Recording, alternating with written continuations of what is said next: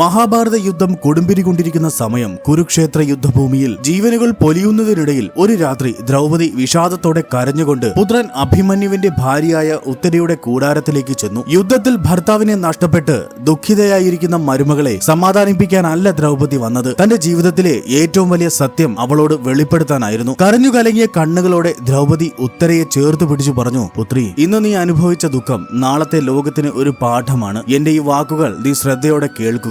ഇതാണ് എന്റെ ജീവിതാനുഭവത്തിൽ ഞാൻ പഠിച്ച ഏറ്റവും വലിയ സത്യം. ഭാവിയിൽ എത്ര ദുരിതമോ ഘോരമായ വിപത്തോ നിനക്ക് വന്നാലും നീ ഒരിക്കലും നിന്റെ ഒരു ബന്ധുവിന്റെയോ പിതാമഹന്മാരുടെയോ സംരക്ഷണം തേടി പോകരുത്. അവരെ വിളിക്കാൻ നിന്നാൽ നിനക്ക് സമയം നഷ്ടമാകും. നീ നേരെ ഒരു നിമിഷം പോലും പാഴാക്കാതെ ശ്രീകൃഷ്ണന്റെ മാത്രം ശരണത്തിൽ ചെല്ലുക. കൂടാതെ ദുശാസനൻ നിറഞ്ഞ സഭയിൽ എന്റെ വസ്ത്രം വലിച്ചിഴയ്ക്കാൻ തുടങ്ങിയപ്പോൾ ഞാൻ രക്ഷയ്ക്കായി എന്റെ ഭർത്താക്കന്മാരെയും ഭീഷ്മ പിതാമഹനെയും ഗുരു ദ്രോണരെയും രാജ ധൃതരാഷ്ട്രരെയും വിളിക്കാതെ ആദ്യം തന്നെ ശ്രീകൃഷ്ണനെ വിളിച്ചിരുന്നുവെങ്കിൽ ദുശാസനൻ എന്റെ വസ്ത്രത്തിൽ തൊടുക പോലും ഇല്ലായിരുന്നു. അവൻ എന്റെ മുറിക്കുള്ളിൽ പോലും പ്രവേശിക്കില്ലായിരുന്നു. ദ്രൗപദി പറഞ്ഞു നിർത്തി. മഹാഭാരത യുദ്ധം അവസാനിക്കാറായപ്പോൾ പ്രതികാരദാഹിയായ അശ്വത്ഥാമാവ് അർജുനന് നേരെ ബ്രഹ്മാസ്ത്രം പ്രയോഗിച്ചു. എന്നാൽ അസ്ത്രം പിൻവലിക്കാൻ അറിയാതെ ആ അസ്ത്രം അദ്ദേഹം ഉത്തരയുടെ ഗർഭത്തിലേക്ക് തിരിച്ചുവിട്ടു. ഗർഭസ്ഥ ശിശുവിന് നേരെ ആ അസ്ത്രം പാഞ്ഞു വരുന്ന ആ ഘോരമായ നിമിഷത്തിൽ ഉത്തര ദ്രൗപദി കൊടുത്ത ഉപദേശം കൃത്യമായി ഓർത്തു. അവൾ തന്റെ കൂടെയുള്ളവരെയോ പിതാമഹന്മാരെയോ ആരെയും വിളിക്കാതെ പകരം ഹൃദയം നൊന്ത് മനസ്സിൽ ഉറക്കെ വിളിച്ചു, കൃഷ്ണ, രക്ഷിക്കണേ,